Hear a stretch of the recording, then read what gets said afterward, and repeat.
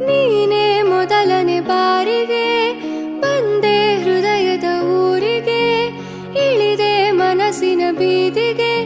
ನೀನ್ಯಾರು? ನಮ್ಮ ಮೊದಲನೇ ಭೇಟಿಗೆ ನೀನು ತಿಳಿಸುವ ವೇಳೆಗೆ ನಾನು